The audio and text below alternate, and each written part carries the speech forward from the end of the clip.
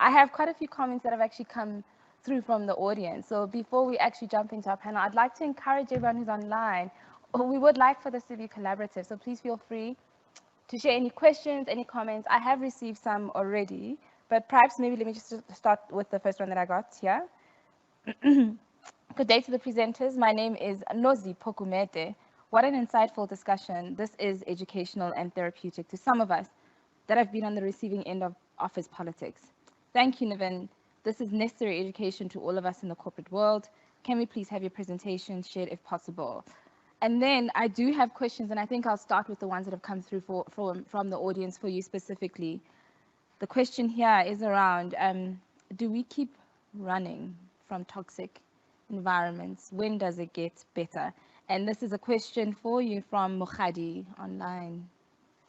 Yeah, so a great question, Mukhadi. Listen, I've wrestled with that because I've been in one toxic environment in my career, and it was excruciating. I think the one benefit from it is I now have a level of empathy, not just sympathy, but empathy for somebody who's in a toxic environment. Because I think if I hadn't gone through that experience, I would have probably thought, come on, it's not that bad. Come on, get your act together. Where's your backbone? Where's your sense of agency? Trust me, it can be that bad.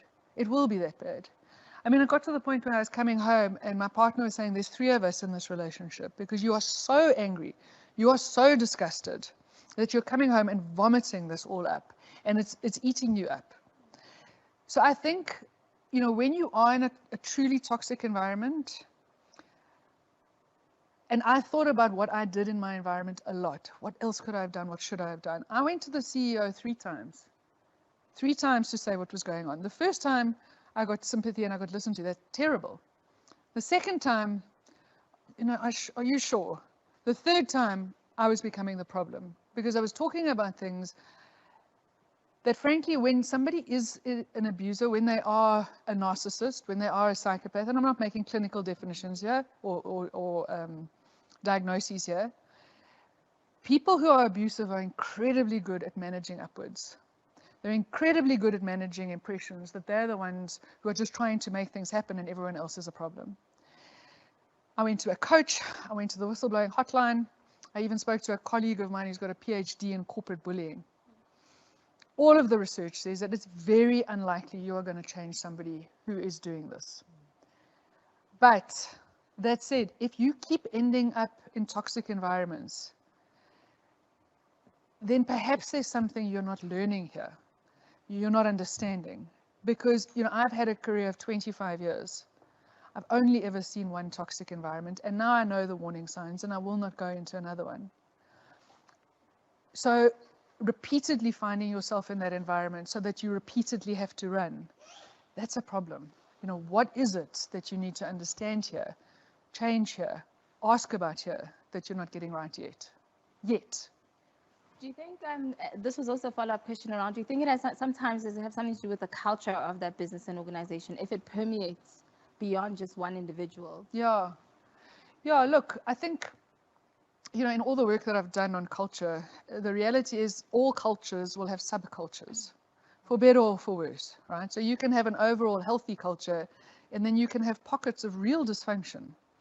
That's likely to be picked up at some point, and the system's going to have an antibody reaction, an allergic reaction, and those people will probably be asked to move or gotten out. But you can also have an overall very unhealthy culture, and you can have a few pockets of managers who are trying desperately to build and maintain islands of sanity and protect their people. They're probably not going to be able to do it forever. And so I think, particularly for women, when we are responsible for people below us, we want to protect them. And when there's toxicity, we try to make it better. I know that that's what I was doing for 8 months, desperately trying to protect my team. And eventually, I think that the advice that we get in the airplanes is the same here. Put on your own oxygen mask before you can help anyone else. It's not because you don't care about people. You can't help them when you are being crushed under the weight of this. Sure. Thank you very much for that. I just, before we are, ladies and gentlemen, we are going to move into another very exciting part of our discussion today, which is our panel.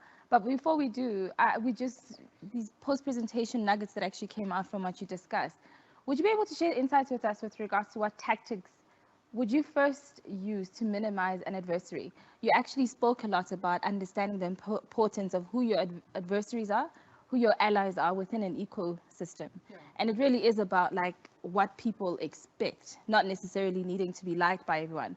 So what do we do in an instance like that? Do we confront the adversary? Do we dig deeper to understand what I could be doing wrong to the opposition? Yeah. You know, I mean, I think that's such an important question, and the answer is difficult, because would that it were that people and systems and relationships were an Excel spreadsheet. Bing, bing, bing, enter, answer.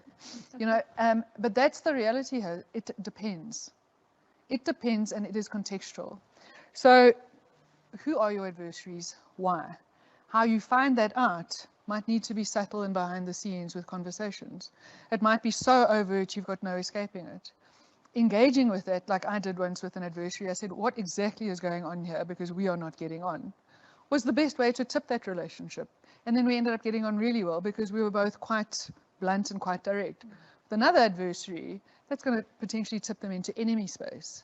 And so, you know, this is both the challenge and the opportunity, is to really understand people and what's going on. It takes work, takes effort, takes looking beneath the surface, takes asking, takes not always taking things at face value.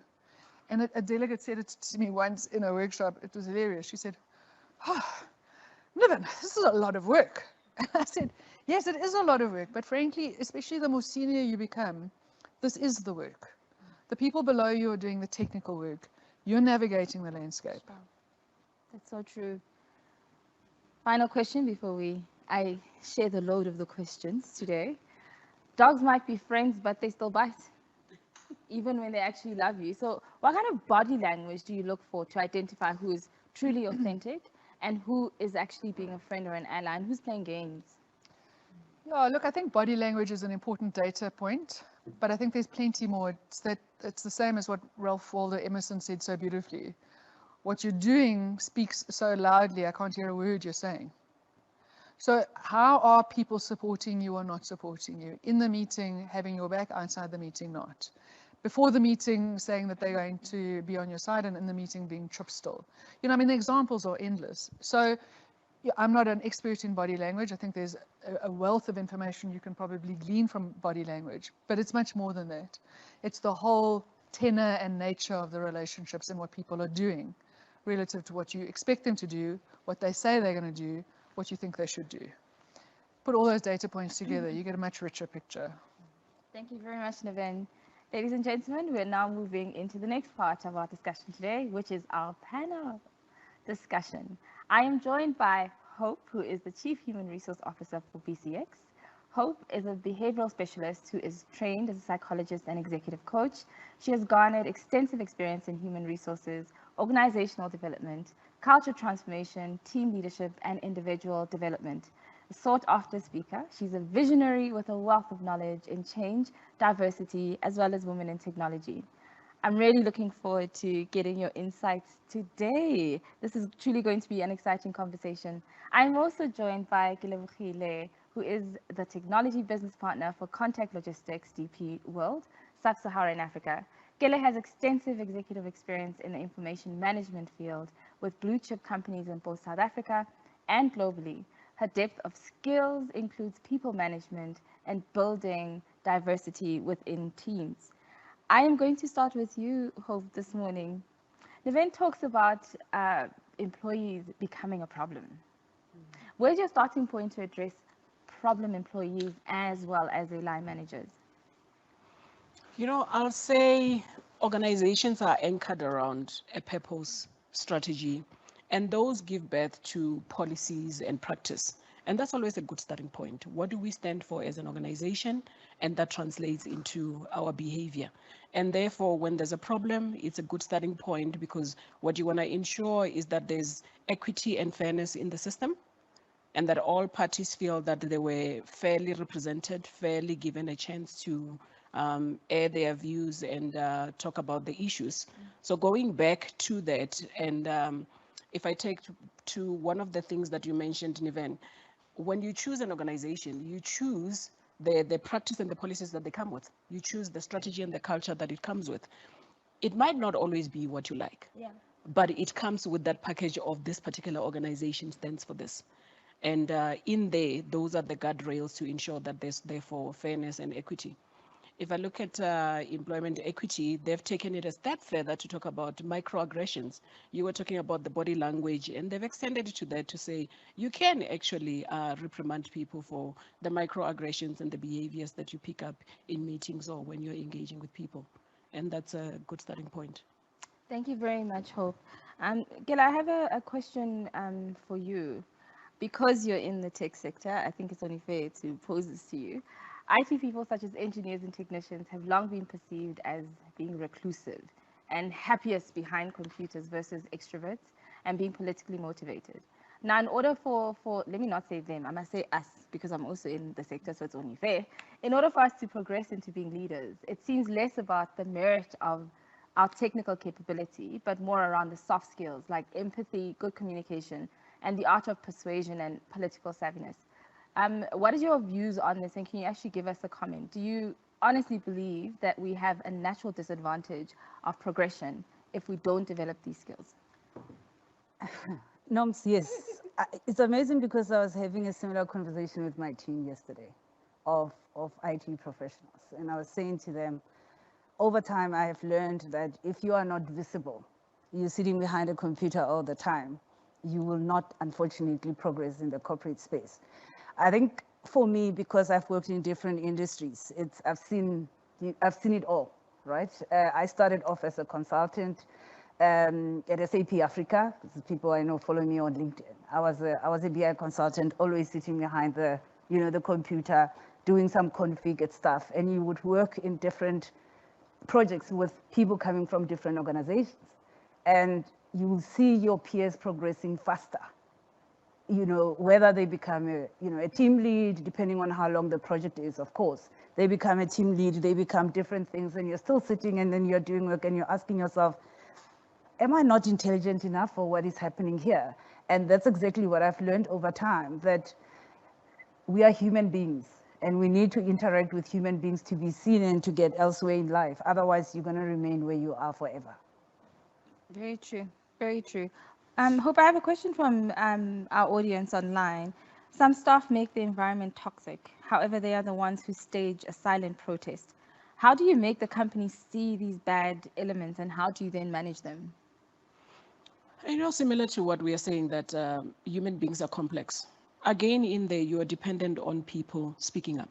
You are dependent on creating an environment where people are allowed or rather encouraged to speak without fear of reprisal and taking action as an organization. I think the more action you take in a positive way, in a way that is aligned to what you stand for, your purpose and your culture, the more people see that actually if I bring more to the party, there is consideration for the challenges that I've brought on.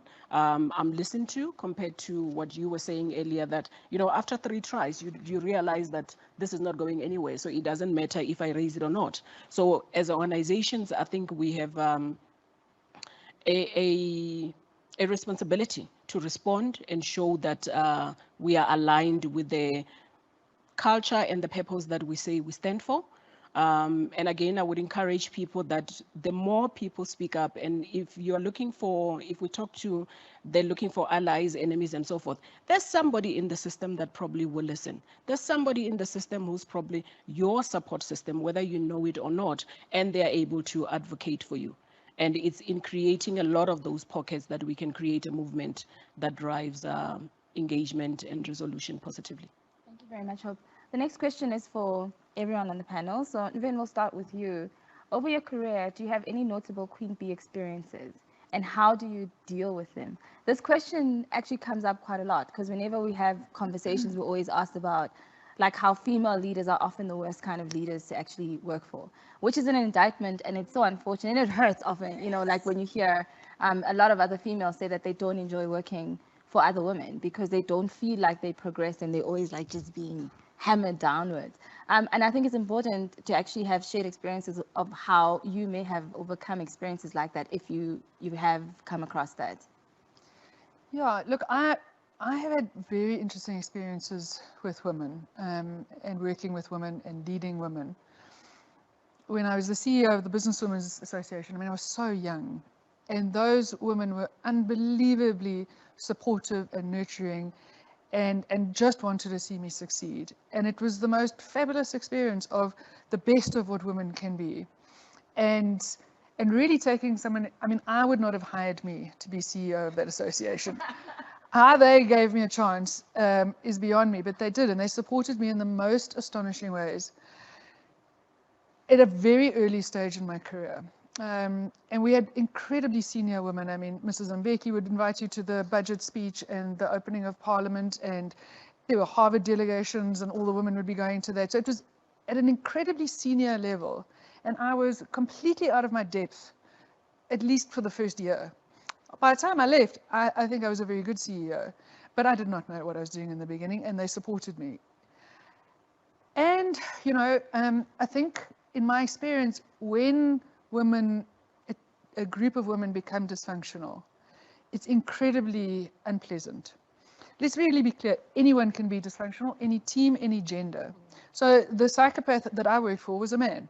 He was dreadful. He continues to wreak havoc in organizations across this country.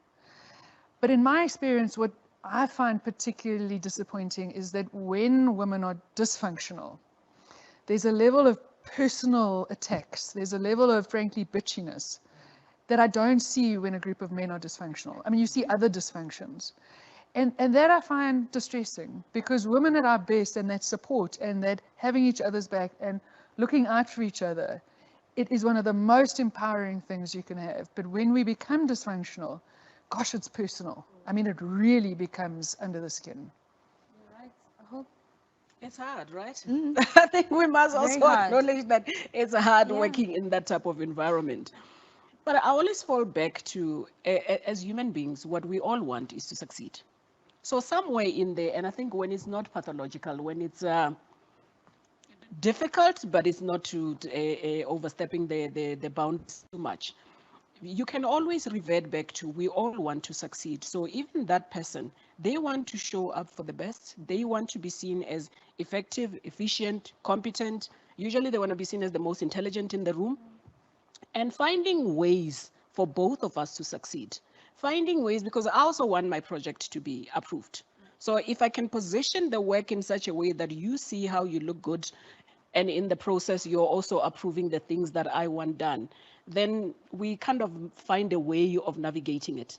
But it does mean that I constantly am working on tactics to get you to that point. I'm doing what that lady was doing every month. Every so often, you're doing a map of, are we aligned, are we not? What do I bring in to make sure that we are moving forward in a way that can advance me and my career, or in a way that I show up as competent and as effective that as much as I want as well, without being overshadowed but by what you're trying to do.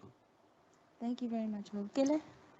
Look, I think for me, it's sure, the most hectic thing I've ever experienced, Noms, is when people sabotage you for something that they don't want, for a position that they have not applied for a position that they probably don't want, because I guess we all have choices in terms of whether you apply for something or not.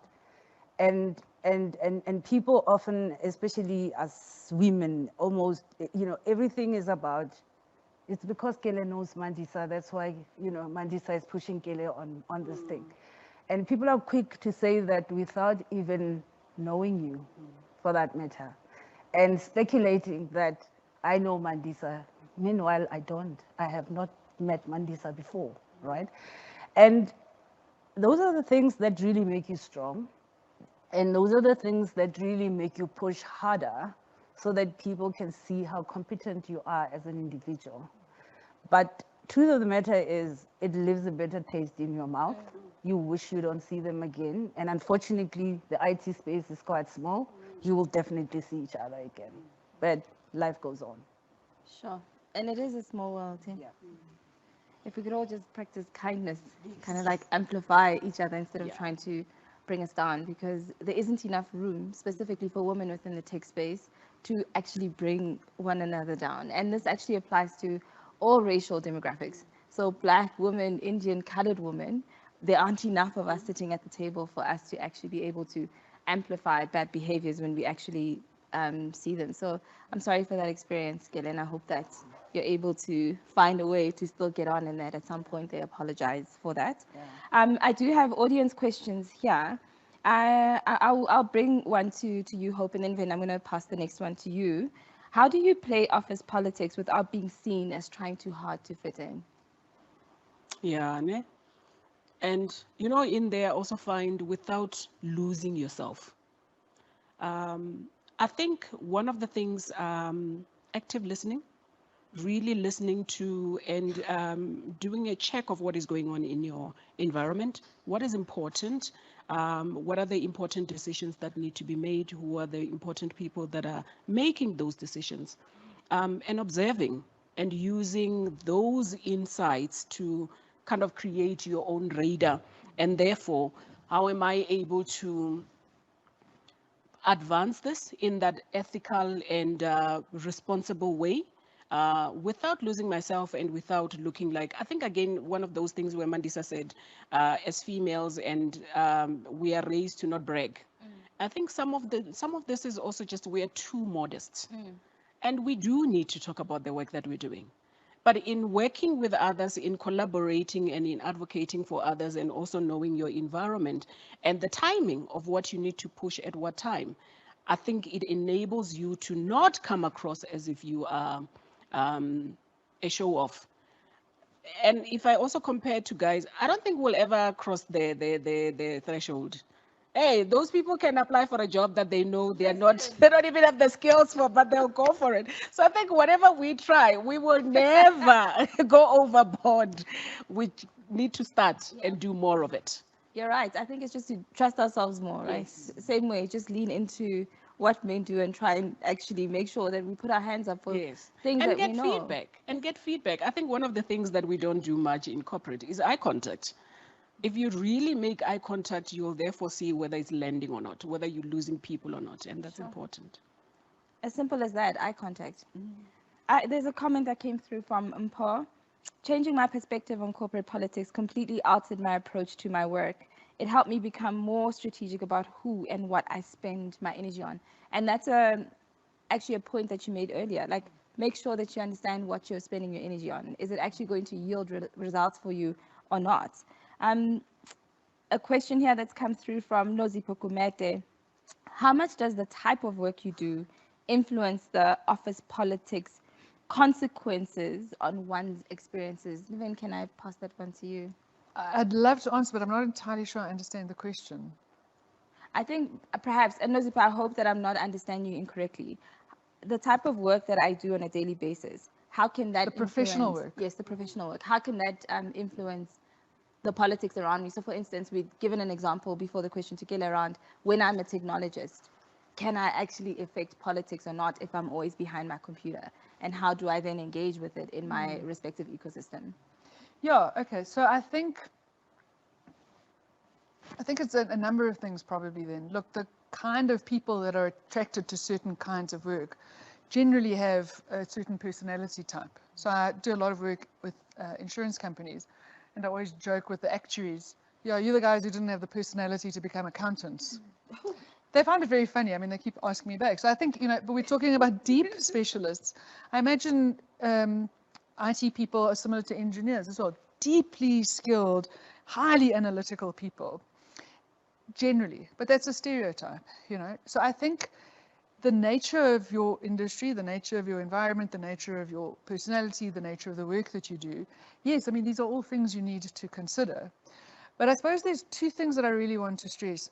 The one is what I often talk about, which is amplifying the point that everyone else is making, that invisible contributions have no value. Sure.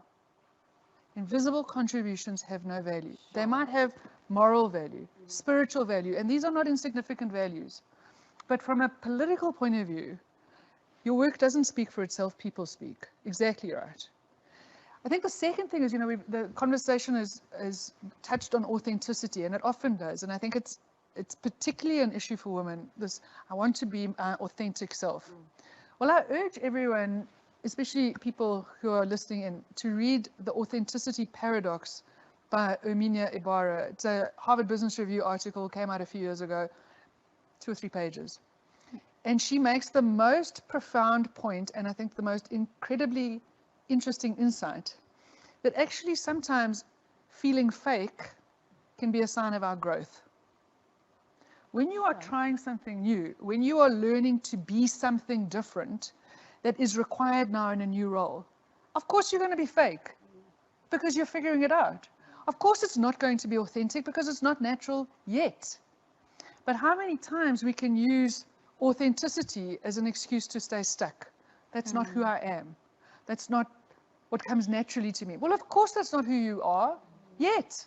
That's not what comes naturally to you yet. But if that's what's needed, authenticity is not the gold standard here. Growth is. Sure. And in that growth, you're going to feel like an imposter. You're going to feel inauthentic because you're developing. Sure. Don't use authenticity as an excuse to stay stuck. Yo, I love that. It's a great article. Sure, okay, but also what you just said, I think we need to all read that. Yes, you know, everyone. article. So, growth is when you are uncomfortable sometimes.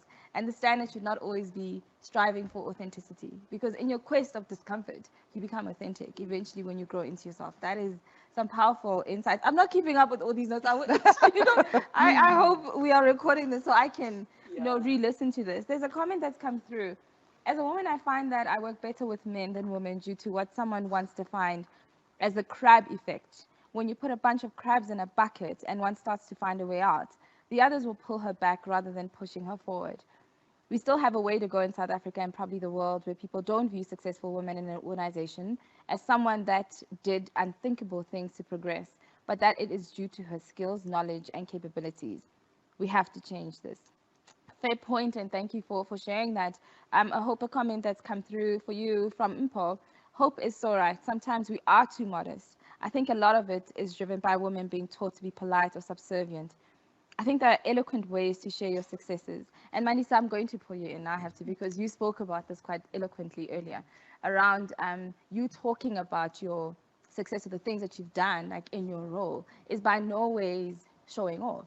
How else are people 3 levels above you supposed to know how incredible you are in order to speak of you in rooms that you may not be in? Your thoughts on that? Sure. I think in terms of getting people that are above you, especially if you're in a low level, is really just to build your allies around you, allies across your business units. And those allies will be able to talk about your work as well. And I find that also you have to build a very close relationship with your line manager, that your line manager actually wants to brag about you, to brag about your good work. And it's really about building a tribe around you. So I think the example that you gave about that, that girl who on a monthly basis makes a point of speaking to a number of people, stakeholders. It's the same way that you can.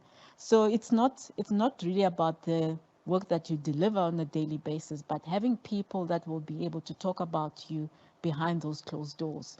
I always say you have to have I love talking about having to have a board of directors, having a coach, having a mentor, and having a sponsors. Your sponsors, to me, are your allies. And those are the people that will elevate what you're doing. And the last point is really about everything that you do have to have excellence in mind. So do something in a way that when it's put out there, you are proud of it. I always say that whatever work you do, if it were to be put on the billboard and you drive past it, you need to be proud of it. And that's how your work will be seen by the people, at a higher level. Excellent. The point of excellence. I really love the analogy that you always give around your board members. Who are your board members, and make sure that you have those around you. Another point which I think is important to bring in here, because the conversation is coming up quite a lot around women leaders not being great leaders. There are women leaders out there who are exceptional leaders as well. I think I've been privileged to work for a number of them. I still do right now, who actually do amplify. And I think it's also important to acknowledge those who are doing great work, who should continue to do great work. But the other point I want to lift up, Mandis, is what you just spoke about around excellence. Your work must be excellent in order to be amplified in rooms you don't exist in. It becomes very difficult if someone is not performing, even if you are a female leader, but the expectation is that you will defend. Because I'm female and you're female, you'll defend. I don't think it's fair to have an expectation of leaders to pull you out of the pits of non-performance and still amplify you. So our careers, I think it's important for us to stress here, are our personal responsibility. And how you show up is going to help others to actually help lift you up in the spaces that you want to be lifted up to. There is a comment here, and I'd actually like to bring that through to you, Gele, and then to Hope as well. We always see articles that people leave toxic bosses. However, there is also a view of toxic team members. How do you deal a toxic team member who is your direct report? Sure. Look, I think I had one or two. Difficult one, especially where you find yourself in a space where people have relationships, as in your subordinates have relationships with either your boss or, social capital, for lack of a better word. And often they become toxic in your team, where sometimes you are not even able to express yourself fully or be honest about certain things, or how, some of the things in the environment are impacting you because, they're going to land somewhere, etc., etc. I'm being honest, Noms. Such people don't last long in my team, and I'm very honest. I always say, if you are not decisive, people are going to make decisions for you, and if accountability sits with you, then it's you who's going to be out of the door before before that person. Therefore, you have to make a way for that person to land somewhere else where they can fit better. And that's it, unfortunately. Sounds weird, but that's it. But how do you do it, Gele? I think practical advice for someone who's experiencing this, So you say like land in another space. What are some of the practical approaches? 9 out of 10 people like that are incompetent. Fair, well. 9 out of 10. Such people are incompetent, right? You give them tasks, they're unable to deliver, you follow the HR process, you coach, you mentor, they're still not going to do it. Performance manage them, either they go out or they land somewhere. That's it. Got it. Would you like I to weigh in think there, Hope? I think the formal process, like Gele is saying, there's structures and people and team interventions, etc., that are set up in an organization to help the line manager and the employee with that. Informally, I think we also need to take bold steps and be able to say, you know what, I was put in this role for a reason as the leader, and the organization must support me. And if I need to create boundaries where you cannot go over the line for whatever reason, and we are very clear and fair about the ways of working, then let's abide by it. And if we don't, then let's also agree how we manage the situation such that everybody is given a fair chance to operate in the system. I also can't be disabled by the system maybe allowing my direct report to go above me. Yeah. Everyone must be enabled, and let's be bold enough to agree. We each play a role. Ways of working must be approved, and consequences thereof must also be agreed upon. Love that. Please do, Mandis. Of course, yes, please. I think sometimes when you have a toxic team member, the person who's being toxic is not aware that they're being toxic. Sure. It's just me, and you have to dig deep to see what has happened in the past for them to be that way. So one of the measures that you can do is to actually make them aware of what the impact of their behavior is having on the entire team. And I think once they are aware, it's either they're going to shape up or they're going to leave, right?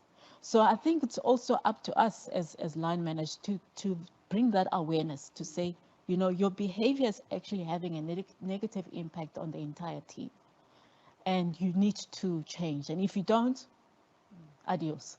Sure. So again, it's being comfortable with difficult conversations, right? Because like what you often hear in corporate South Africa specifically, when it comes to performance management, we tend to sometimes shy away from hard conversations where you'll rate someone the middle rating because you're trying to avoid like digging deep and having that conversation. So that's actually great advice because you have to face it head on, because ultimately it then hurts everyone else in that ecosystem if you don't deal it, because then it looks like you're comfortable as a leader with this kind of behavior, but you expect better behavior from someone else. Whoever's going through this, who posed the question, I hope that you've been able to get guidance around how you can navigate that situation, and I wish you luck with that whole process. I'd like to ask a question now to Naveen, Hope, and anyone else who wants to jump in here. How have we actually, because you work globally, how is politics manifesting in different corporate spaces around the world? Or is it a similar trend? No, I think it's a very similar trend. 100% of the time, 99% of the answers that I get when I ask people about politics, it's negative, it's toxic, it's heartbreaking, it's destructive, it's unnecessary. So I think it's a universally single story. And Chimamanda Adichie's great TED talk, The Danger of a Single Story. It's pretty universal in how we see it. The degree of politicization, well, that's organization specific. But I haven't seen huge differences. In fact, the lecture I gave to Stanford 3 weeks ago, this is a group of doctors who are desperate to understand how to deal with politics as a doctor. So it transcends organizations, it transcends cultures, it transcends professions. That said, the most politically astute women I have ever met was a bunch of women in Abu Dhabi. And it was fascinating. It was during Ramadan. These women were wearing hijabs. One or two had burqas on. Very strict instructions. I couldn't drink or eat in front of them because it was Ramadan. And for me, in South Africa, we've got women in hijabs, a few women in burqas. It's not uncommon in corporate environments. But it was still an alien environment coming from South Africa, as much as we've got many Muslim women. And those women, astonishing. The stuff that I would tell to Western women, to South African women, that would be a revelation. These women were like, yeah, of course I know that. So we were having much more conversations around how to get better at this, as opposed to the fact of it, the importance of it. The time that I spend with Western women convincing them about stuff that they don't know, these women had it, they knew it. And I thought, I don't know enough about the culture in Abu Dhabi, a Middle Eastern culture, but I thought this was fascinating. Women who, on some level, you would think, okay, so they're suppressed, oppressed. A lot of things that Muslim women will push back against. Just because I wear a hijab does not mean I'm oppressed. They were not. They were anything but. These women were smart political operators. They were the most skilled political operators I've ever seen. In any lecture, in any country, in any organization. It was fascinating. That is very fascinating. Kele, want to weigh? So Noms, I want to weigh in on that one. Obviously, as you start your career, you work for different organizations, global, local, etc. I think it's a universal language, and I agree with you. But I think for the first time when I actually learned there is something like this, because at that point I didn't know what exactly it is. So we were going through a transition at Anglo American, and one of our new bosses came from London, introduced himself. It was a group of us. The next day, it was a focused conversation. Mandisa brought a very nice portrait to hand over to this man on the day.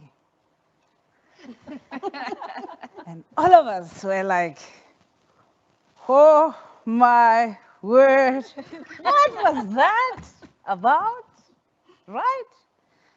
And obviously, you would go and say, oh, that's sucking up. That's this, that's that, that's that. Guess what? New structures were announced. Guess what? My lady got a new role. Beautiful. And we were all sitting there like, oh, wow. We created a WhatsApp group, me and two friends. We called it, What Would Ma'am Do? Oh, right? What would ma'am do? So in a particular situation, what would ma'am do so that we can, go on to the next step? And I must be honest, I learned a lot from that. And I want to give you a practical example of where I am now, quickly before we run out of time. So when I joined Imperial in 2020, 1 November. 4 months into the game, the DP World acquisition went through, right? Still excited, new in an organization, and I thought, okay, how do I then enable this gateway into Africa through technology and so forth? Now a new player lands, right? That talks about end-to-end supply chain from factory floor to customer door. Obviously, it's not just the tagline that changed. People, relationships, everything. And at that point, I'm obviously still trying to get to a place of impact and influence and delivery and you know, still trying to make myself, you know, visible, call it that, into the organization. Things have changed. Things are moving up and down. People are, you know, still trying to figure out where we're going to land with this whole thing. And I thought very quickly, what would ma'am do? I went to one lady, she was an executive. Unfortunately, she left a few months ago. Said, ma'am, you gotta make sure that I get a seat at the table somewhat.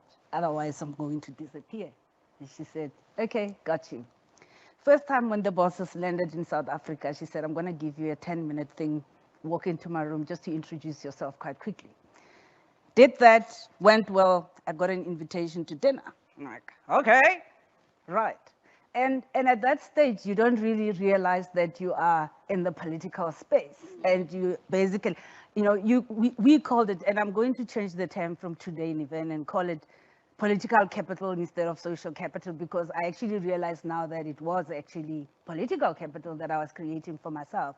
And then from then onwards, the guys came, visited. I drove them the whole day in my car from one warehouse to the next, you know, inducting them into what this business, I was new, right? 4 months, inducting them from one business to the next, et cetera, et cetera.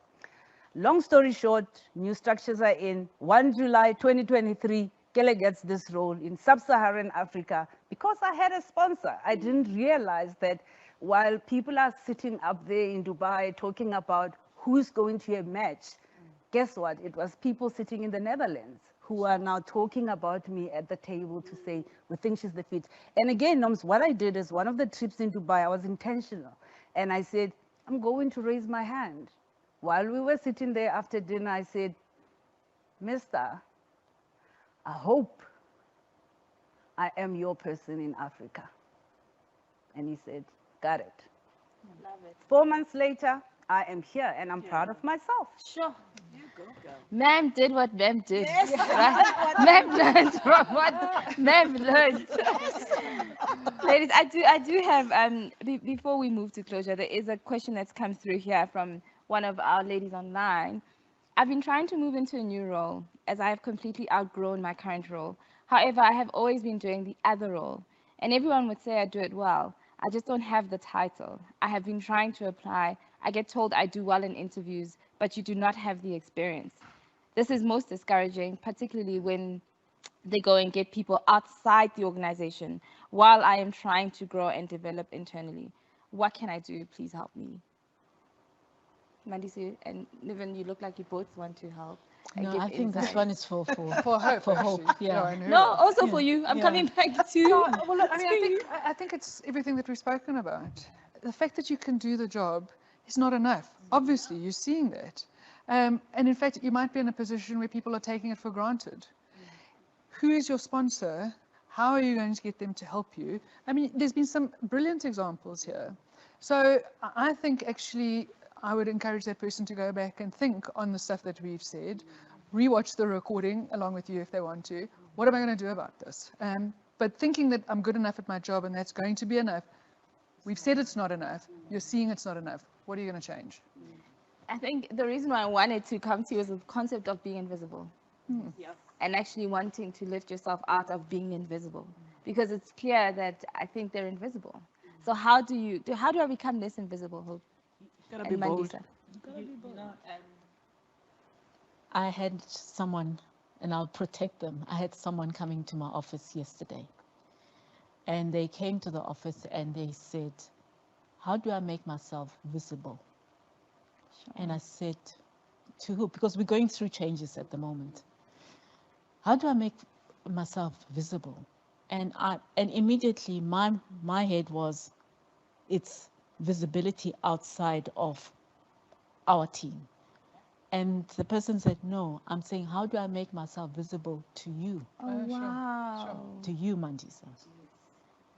So that really kind of like Yeah. had an impact on me. And it's all about they've been in a particular role for a very long time. And there's I think, a tendency for us to put a person in a box. And what they've been doing, they've been also doing the person has been doing other courses, to uplift themselves. And I've actually provided an environment where the person can actually go and work with other teams without really impacting what they do for me. Yeah. And this question came as a result of them seeing someone else being given a role that they thought they could perhaps do it. And my response to that person is, it's not about making yourself visible only to me, but make yourself visible to the person, the hiring manager as well. I can do my part, but they also need to see what value do you bring. And perhaps what you're doing is not enough. You need to take a much more full responsibility for a project and implement it end to end. Because what they've been doing is just doing bits of a project. And if you're doing bits of a project, sometimes it's not easy for people to see your value and the contribution that you bring in. So yeah, so sometimes we see things from far, but when a person say, how do I make myself visible to me? You have to be able to kind of Articulate that. articulate that. That was actually a very powerful example, and I hope it's helped our audience member today. Hope. You have to be bold. You really have to be bold and intentional about what you're doing. The most memorable interviews I've had where somebody walks in and they say, I'm the person for this job. And I'm going to show you how I'm the person for this job. Even I have to be like, oh, I gotta listen, because how dare you come in and say I'm the person for this job? But it's memorable and it makes you listen. And even where we facilitated career mobility, the most memorable are where someone comes from a very different field and says, I've assessed 1, 2, 3, 4. This is what I can do. Here's my proposal, and here is how I'm going to do it, and the result that you're going to see. That's what people want to see.